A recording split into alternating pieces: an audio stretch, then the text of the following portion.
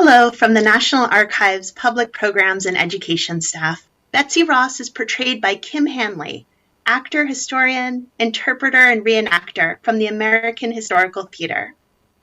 Betsy Ross has been immortalized as an important figure in American history. There is also a legend about her. Did she design the first American flag? Most likely no, she did not. Did Betsy Ross sew a flag for the American Congress early in the struggle for American freedom from Great Britain? Yes, indeed she did. Was this flag the first stars and stripes ever made? Unfortunately, the answer to this question may never be known. But such facts and myths about Betsy Ross have been recounted by generations of Americans. Learn the inspiring story of the patriot, upholsterer, and flag maker, who really was Betsy Griscom Ross Ashburn Claypoole, portrayed by Kim Hanley. The National Archives has in its holdings records related to Betsy Ross, including artists' rendering of her sewing the American flag based on a request by the Continental Congress. These images are presented in our featured DocsTeach.org activity associated with today's program. The Docs Teach Compare and Contrast activity feature is all about focusing on the details in the image. The Docs Teach slide will be shared again at the end of the program. We will take audience questions via the YouTube chat box and have a question and answer session with Betsy Ross at the end of her presentation. The chat box is monitored by National Archives staff. Please let us know where you're watching from today. All programs are brought to you from the National Archives Public Programs and Education team and the National Archives Foundation. And now let us give a warm welcome to Betsy Ross.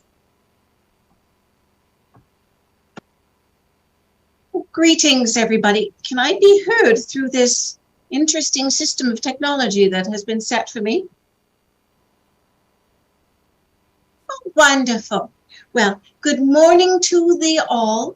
My name is indeed Betsy Grissom Ross Ashburn Claypoole, but I realize that is a lot of names for thee to recount. For now, let's just call me Betsy Ross, because that does seem to be how history has indeed remembered me. But I was indeed born Betsy Grissom in Philadelphia, Pennsylvania. New Year's Day of 1752 was January 1st. Interestingly enough, I know folks in thy day celebrate the Yuletide and the Christmastide, but in my day, and being a Quaker, we certainly didn't celebrate that day. What was indeed celebrated, though, by many was New Year's Day, the first day of the year. So there were always celebrations on the day of my birth, and I suppose it was all to do to not get quite ahead about myself, to think that those celebrations were for me. But no, they were for the birth of the new year, not for the birth of some little girl in Philadelphia. I was indeed born of the Quaker faith. My family were the Grissoms. My father was Samuel Grissom, a carpenter. He helped build the Philadelphia State House, now known as Independence Hall, and the Christ Church, where I had to worship for a little while, and many other wonderful buildings in Philadelphia. So I came from a line of folks who were good at working with their hands. As a Quaker, a member of the Religious Society of Friends, there are 3 testimonies of our faith that guide my life and my spirit through its course. First is that there are no intermediaries between me and my Maker. Second, that all people are equal, whether they are men or women or Negroes or whites or Indians, that we are all equal in the eyes of that Creator that made us all, and that because we are created by a greater good, we shouldn't try to aggrandize ourselves above others. So as they will see from my dress, I'm quite plain in my manner and my clothing. My costume is just a very basic plain linen of, by the way, this is a non-slave manufactured shade of blue. I find that very important. And simple fabrics. Also, my surroundings are very simple. I don't have any fancy things on my walls. But what I do as for a living does require me to have a hand with fancy stitching and fancy work. So I am aware of what high fashion is. I'll get to that in a minute. Now, at about the age of 7, I had the opportunity to do something that many girls in my day did not have. I went to school. In part, this was because I was a Quaker and of the Religious Society Friends, and being that they thought all children were by grace of God equal, that they should have the opportunity to get an education. Now, I will say in my education, I learned the basic things, reading and writing and arithmetic. I will say, though, there were still some inequalities about it. While boys were able to learn such complicated and interesting things as Latin and Greek and astronomy and philosophy, we girls ended up having a needle thrust into our hands for another several hours worth of sewing in school. It was all right. Sewing actually would become very, very useful to me. But however, I will say most girls certainly did already know how to sew by the time they were getting to school. We'd had needles thrust into our hands from as soon as we could hold them. So I grew up going to school in Philadelphia with many of my other Quaker friends, and I went for about 7 years until I had another unique opportunity. As a member of the Religious Society of Friends, and being that we all considered boys and girls to be equal, girls could have as much use in society as a boy, and therefore it was thought that we could have jobs, and we should be trained for good jobs. That was very important. I was able to enter an apprenticeship, and I took on an apprenticeship to the Webster family's upholstery shop. That meant that I would be making things such as bed hangings and window curtains and sofa cushions. Can you think of upholstered things that might be in thine own house? Does thee have a sofa that thee can sit on that is fabric covered and soft? Or does thee have curtains in thy windows that thee can close from the sun or open up to let the light in? Does thee have bed hangings around thy beds to draw closed in the winter and keep thee warm at night? Or if thee doesn't have those, perhaps thee might have sheer curtains that thee can put around thy beds at night to keep the bugs out. Some of thee might have curtains and many of thee don't. Well, I suppose times do change. Perhaps thy windows are a little better than mine and the bugs don't get in. And the cold can stay out. So another upholstered thing, does thee have any wallpaper in thy homes? Walls covered in pretty fabrics. That is also something that the upholsterer would handle. So I was to join this apprenticeship for some 7 years, where I would learn not just the techniques of being an upholsterer, how to make cushions and bed hangings and window curtains. I would learn the business of being an upholsterer, which meant I also had to price out rooms and estimate costs. Estimating costs meant that I had to be very good at my numbers. So arithmetic does count, literally. If one is to upholster a wall, put wallpaper on it, one needs to know how much wallpaper to buy. So one needs to measure the wall from the bottom to the top and from the side to the side, and then factor in how wide that wallpaper will be, and so know how many strips of the paper one will need to cover the wall. And that's the simplest part of upholstery. Once people start cutting curves into sofa cushions, it gets even more complicated, knowing how much fabric to order. So also I had to learn how to maintain customer relations and keep careful accounts. These were all things that I had to learn as an apprentice upholsterer. But certainly I was good enough with my needle. It was all the other management and business associated things that I had to learn. Now, when I was 21, my apprenticeship would be officially over, but I wasn't going to go into trade alone. I had met a young man there by the name of John Ross. And John Ross and I did indeed fall in love, and we were married, and my family and the Philadelphia Yearly Quaker Meeting were horrified. John Ross, you see, he was not a Quaker. He was an Anglican. So we ended up having to worship at the Christ Church in Philadelphia because I was read out of meeting. That meant that I could no longer participate in the Philadelphia Yearly Meeting as a member. I was read out. There were consequences to that. That meant that I no longer had a vote within my religious community. That's another thing we Quaker ladies had. We had a vote. But, well, I didn't really mind at the time. I was young, I was in love, and I was ready to start my business.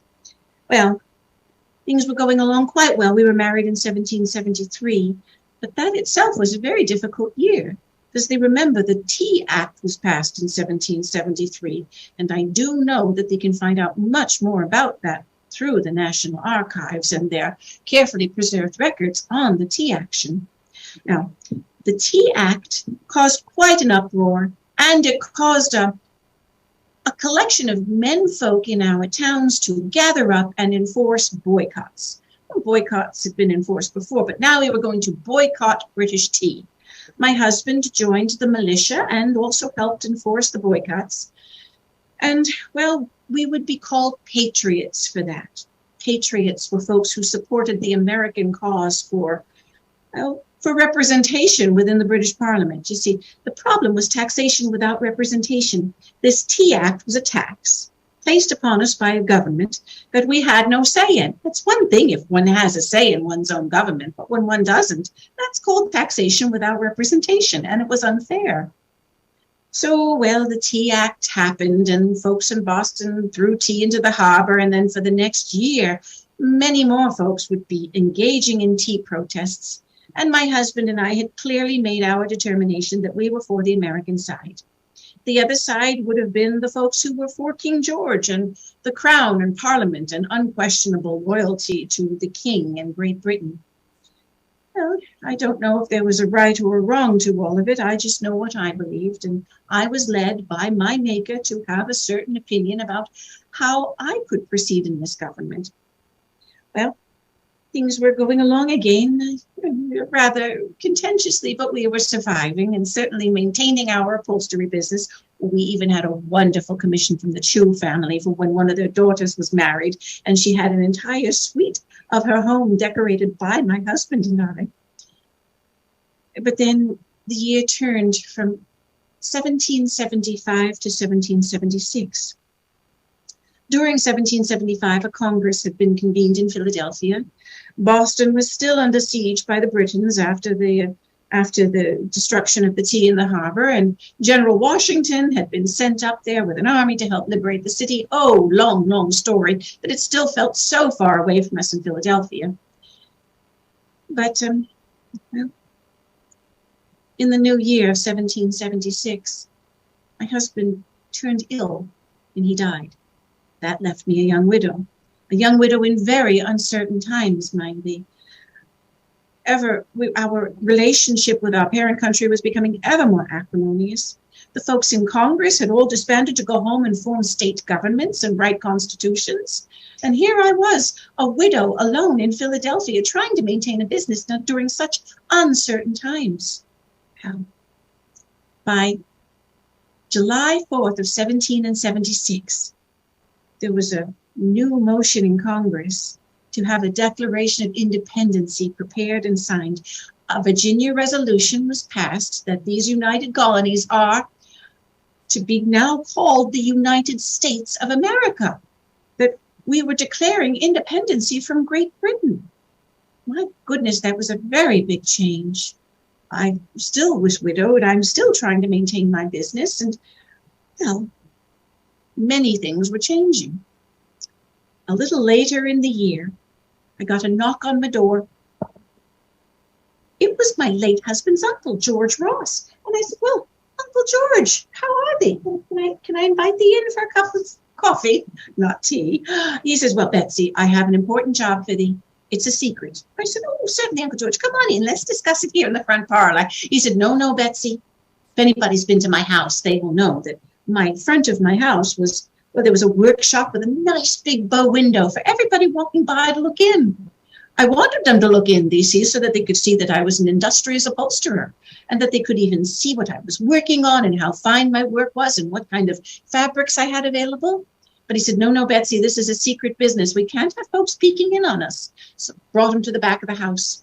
Now, my late husband's uncle, George Ross, was indeed a member of that Congress. He had signed that Declaration of Independence. And he says, Betsy, I need thee to make something for a committee that I'm on with the Congress. He was on one of the committees that was responsible for procuring things for Washington and the troops. And he showed me a picture. He says, Betsy, I need thee to make me this. Now, this is sort of flipped. Let's see if I can find one that's not flipped for thee. Everything. There we go. I need thee to make a banner that looks like this. I said, oh, Uncle George, that's very nice. What does thee need it for? He says, well, it's to be the new banner of the United States of America. I said, oh, Uncle George, that's very nice. He says, can you tell me a little bit more about it? He says, well, it is to be 13 stripes alternating red and white, the union of which shall be a blue field with 13 white stars representing a new constellation. Oh, I said, very well, Uncle George. Now, what's this to be for? What does they need it used for? He says, well, for a ship, Betsy. And I said, oh, well, that's probably going to be, oh, goodness, at least 7 by 5 feet, maybe 9 by 6 feet. He says, yes, that's a good ship-size flag. I said, well, that's going to take me some time, Uncle George. Now, in the picture that he showed me, pardon me for disappearing there, he showed me this picture that had 6 pointed stars upon it. I said, can you tell me a little bit more about the specifics of this drawing, Uncle George? He says, well, Francis Hopkinson in Congress has codified this whole thing. I said, Francis Hopkinson, I know him. He's that congressional representative from New Jersey. He worships at the Christ Church. He plays the organ. He has a lovely voice. He writes songs. He's such a creative fellow. He says, yes. But Francis Hopkinson codified all of this, and he drew it for me with these 6 points on the stars. I said, well, if they are to be stars, Uncle George, do they need to have 6 points? He says, I don't know. I said, well, heraldically speaking, Uncle George, the star has no specific points in heraldry. The rowel spur indeed does have 6 points, and that is George Washington's personal battle standard. The mullet has 5 points. There are other stars with 7, 12, what about 13 points upon them? He says, well, all that sounds rather difficult. Are not 6-pointed stars the most easy to cut and sew? And I said, no, Uncle George, if I can make thee a 5-pointed star upon this banner, will that help thee? It will certainly help me and save me considerable time in the stitching. So I proceeded to show him how I can take a perfectly nice, this is an 8.5 by 11 sheet of paper, and I folded it thus for him. I'm trying to do this right in front of you, so you will see that I'm not engaging in any sleight of hand. Here we are. That's 1 fold, 2 folds, 3 folds, 1 more little fold. Now it looks a lot like one of Benjamin Franklin's kites. And it's never left the frame of the picture. And I'm going to cut diagonally down. And I showed him how I could make a perfectly nice 5-pointed star with 1 snip of my scissors. Does you see that there? 1, 2, 3, 4, 5 points. Let me pin that up for you. Find a pin in my hat. There's usually always one up here.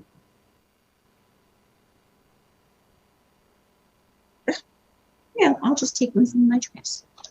We use pins to hold ourselves together. Oh, yeah. So, perfectly nice 5-pointed star. And I said, now this will save me some time in the stitching, Uncle George, because I have to go not just around the star points 13 times each, but I have to do both sides of the banner. He says, well, that's very well, Betsy. Send me the bill when they're done. And I did. I proceeded to make him these ship's colors, and I sent him the bill. It was £14, 12 shillings, 3 pence. And, well, as I was making this thing, I started to have a better understanding of what I was looking at heraldically. I'm going to go back a little bit for thee in the building of this thing. As I was working on it, I began to understand the heraldry. We'd started out here. This is where we get the blue and white. It's Andrew's cross. And here we have George's cross. These 2 crosses were developed by heralds way back at a time called, the early Middle Ages, to indicate saints. Andrew became the patron saint of Scotland, George the patron saint of England, and the 2 countries used these banners to identify themselves. Moving along a few years, we had King Henry VIII. His 3 children in succession after him ruled. Edward, who had no children. Mary, who had no children, and Elizabeth, who had no children. Queen Elizabeth was a great queen. When she died, she had no children, no more heirs to the English crown. Well, what did they do with the English crown? They gave it to a cousin. He was the King of Scotland. James VI of Scotland became James I of England, and he put the two banners together. You see, there's still Andrew's Cross and George's Cross, Scotland and England. A few years later, we had many ships on colonial business, American colonies, Indian colonies, and this banner was developed. This is called Queen Anne's Red Ensign. The Red Ensign flew over all the colonial properties here in America, including the State House, which my father helped build. This Red Ensign, then, when George Washington went up to the Battle of Boston, he included 13 red and white stripes to it. This was called the Grand Union Flag of the 13 United Colonies of Great Britain in America. Oh, it's a lot of words. We just call it the Grand Union Flag. Then, with our independency, we added those stars into the blue field, removing the king's colors from it. Don't need to see them anymore. And this is how we got to our stars and stripes, which I continue to make this very day. And I did get married again to a man named Ashburn, and after he passed away, I married another man named Claypoole, and so that's how I became Betsy Grissom Ross Ashburn Claypoole, flag maker of the Stars and Stripes. Well, that was a very quick description of my life and my events, but I'm sure that he has questions for me that he would like to engage in. So please, if he has them, ask away. Well, thank you so much. That was just fascinating information about your history and really how involved your whole family was in our early republic. So thank you for sharing that great information, Betsy Ross.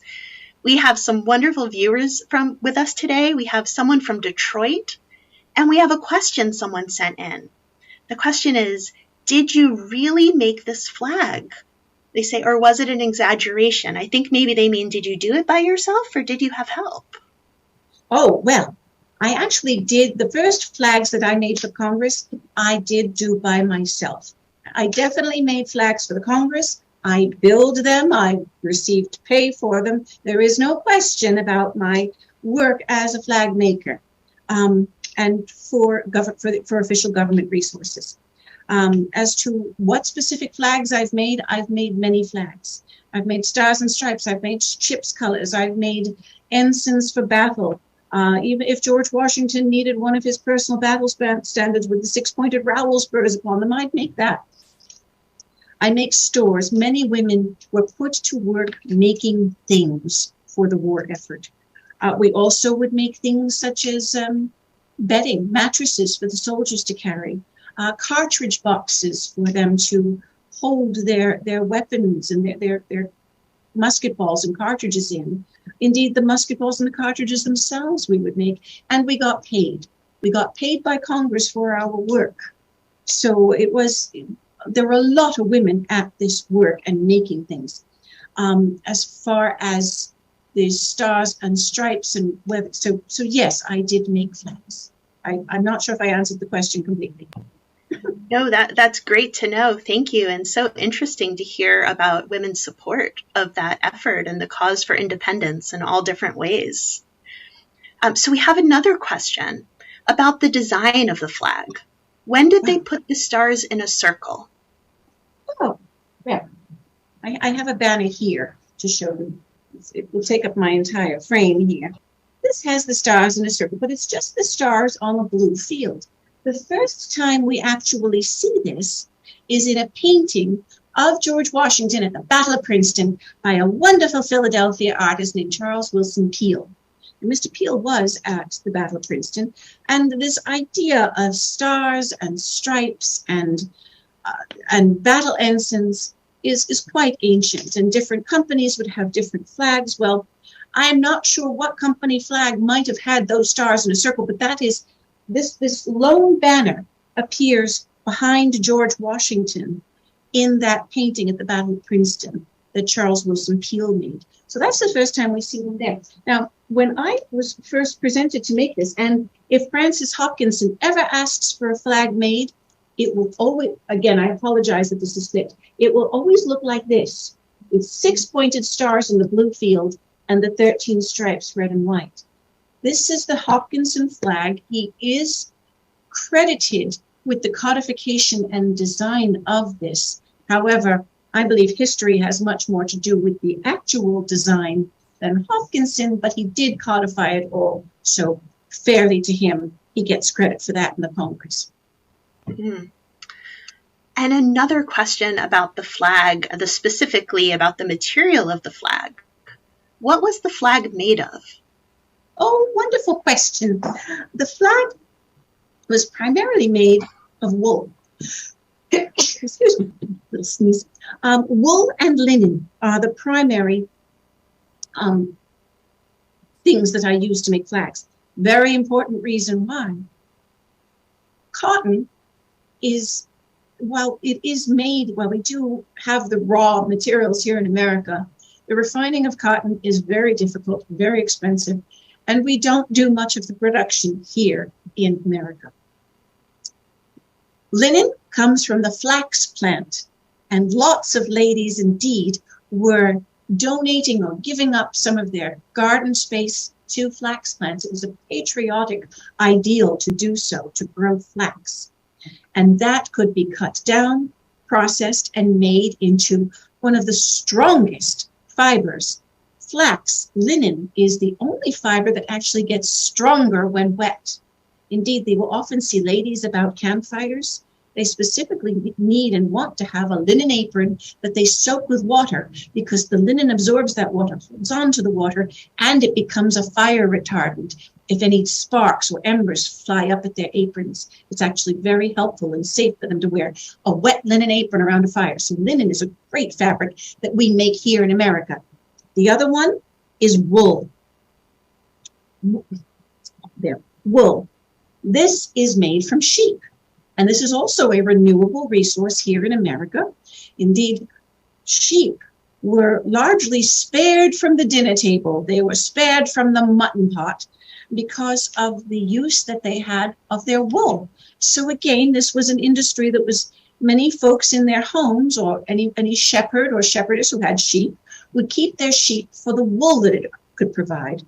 And wool can be spun into a very light fabric called bunting. Now, we can make this here, or some bunting was also processed overseas, but either way, wool was the fiber that generally we used to make the big parts of the flag, the stripes, the stars, and even the blue field.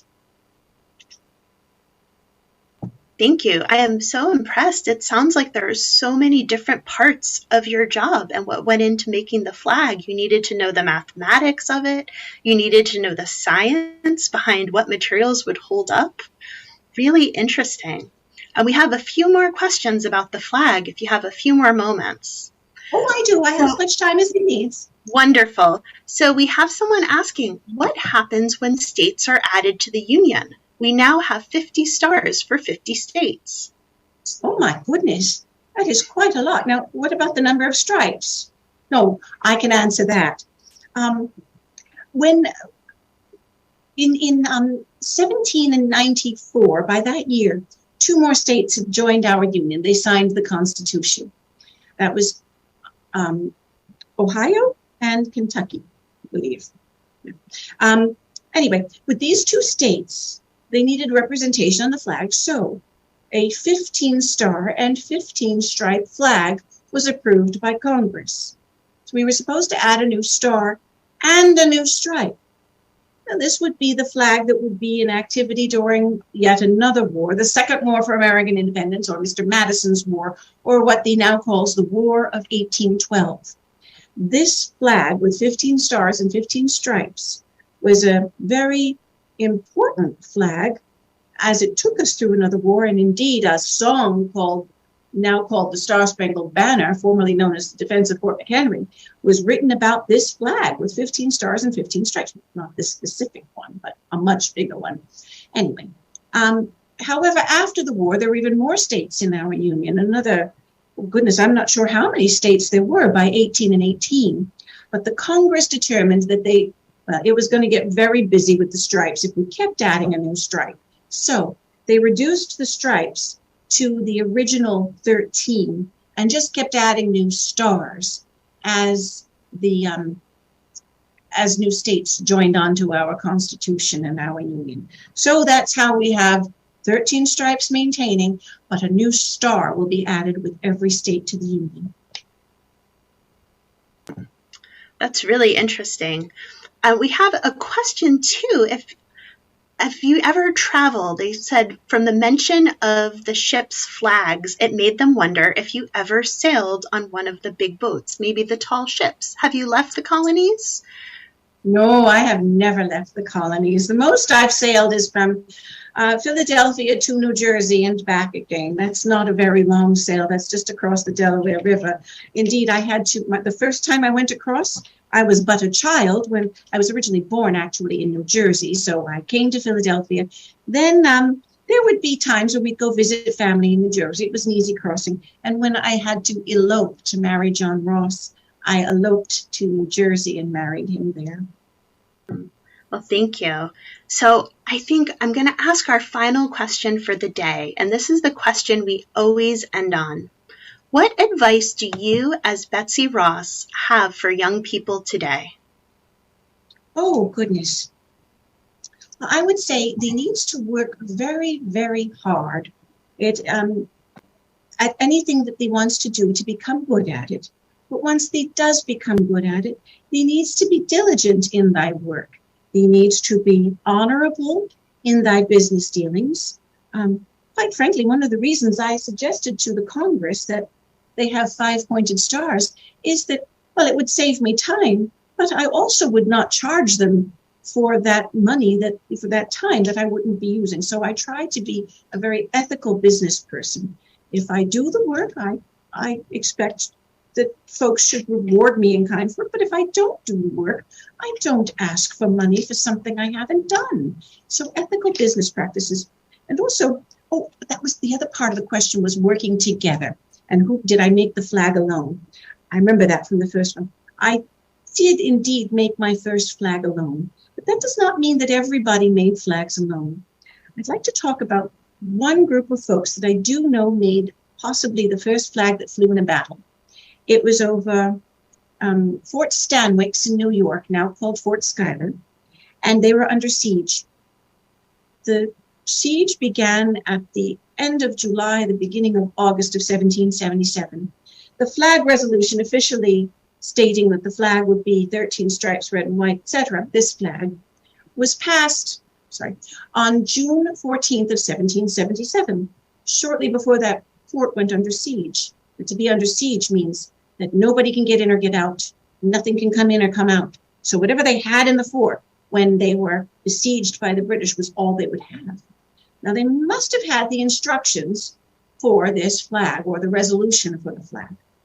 And when it came time to have a battle at that fort, to finally liberate it from the British, it was Americans inside the fort, British outside the fort, British not letting anyone come in or out of the fort.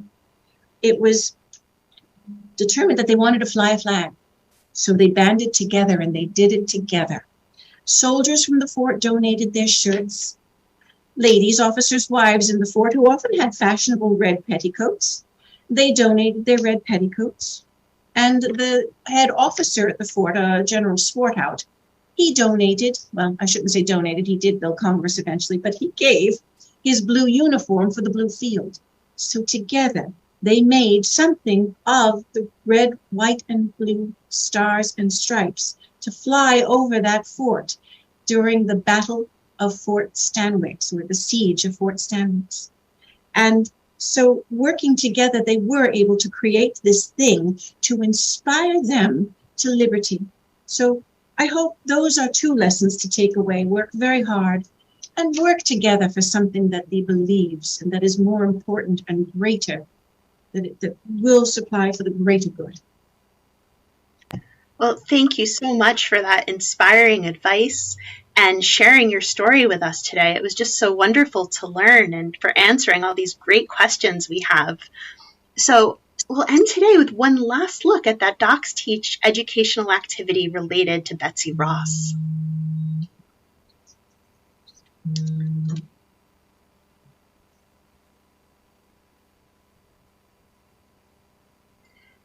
And join us to meet Amelia Earhart next month, aviation pioneer and champion for women in the workforce, on Thursday, August 18th at 11 a.m. Eastern Time. Thank you all for participating in our program today.